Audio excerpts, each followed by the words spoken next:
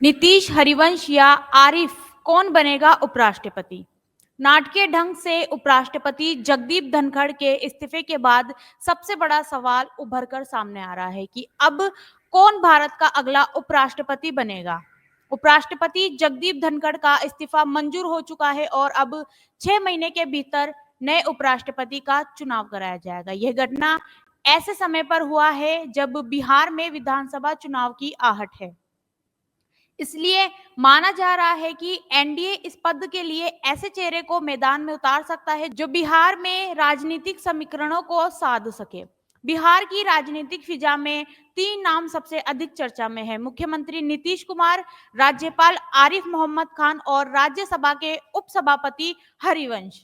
नीतीश कुमार का नाम इसलिए चर्चा में है क्योंकि बीजेपी के कई विधायक और मंत्री खुले तौर पर उन्हें उपराष्ट्रपति बनाने की वकालत कर चुके हैं। मंत्री नीरज कुमार, बबलू और प्रेम कुमार ने इसे बिहार के लिए गौरव की बात बताया। वहीं विधायक हरिभूषण ठाकुर ने भी समर्थन जताया। हालांकि जेडीयू ने इस अटकल को सिरे से खारिज कर दिया है। जेडीयू नेता और मंत्री श्रवण कुमार ने कहा कि नीतीश की 2025 में बिहार चुनाव में चेहरा होंगे और अगली सरकार भी उन्हीं के नेतृत्व में बनेगी।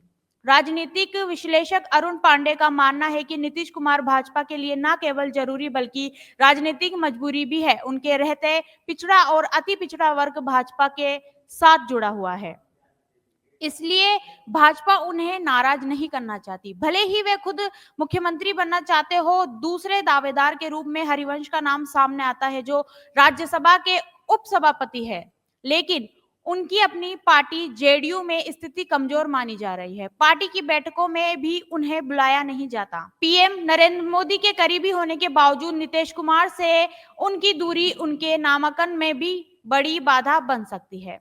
तीसरे संभावित उम्मीदवार है बिहार के राज्यपाल आरिफ मोहम्मद खान। वे न केवल एक वरिष्ठ और अनुभवी नेता है बल्कि एक मुस्लिम चेहरे के रूप में भाजपा के लिए राजनीतिक तौर पर फायदेमंद भी साबित हो सकते हैं। वे संस्कृत के जानकार और हिंदू धर्म ग्रंथों का उदाहरण देने वाले विद्वान माने जाते हैं। राजनीतिक विश्लेषकों के अनुसार उनका चयन उपराष्ट्रपति पद के लिए भाजपा को बिहार और बंगाल जैसे राज्यों में सकारात्मक संदेश देने में मदद कर सकता है। आरिफ मोहम्मद खान का राजनीतिक अनुभव भी गहरा है। कांग्रेस से लेकर जनता दल और बसपा तक वे कई दलों में रह चुके हैं। मुस्लिम पर्सनल लॉ बिल के विरुद्ध में 1986 में कांग्रेस छोड़ने के उनके फैसले ने उन्हें राष्ट्रीय पहचान दिलाई थी। उनका आरजेडी प्रमुख लालू प्रसाद यादव से भी पुराना संबंध है, इसलिए माना जा रहा है कि अगर उन्हें एनडीए कैंडिडेट बनाया जाता तो आरजेडी भी समर्थन कर सकती है। ऐसे में उपराष्ट्रपति पद की रेस में किसका पलड़ा भारी रहेगा, यह आने वाले हफ्तों में तय होगा। लेकिन इनका तय है कि इस चुनाव की बिसात बिहार की राजनीति पर दूरगामी असर डालने वाली है। तो बने रहिए राजस्थान चौपड़ के साथ। धन्यवाद।